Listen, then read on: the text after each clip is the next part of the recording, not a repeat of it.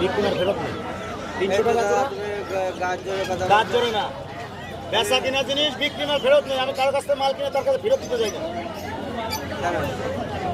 কেন মানে আমার পছন্দ আমার যা যাবে না।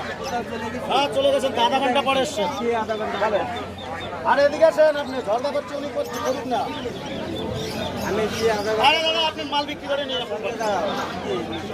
টাকা হবে না টাকা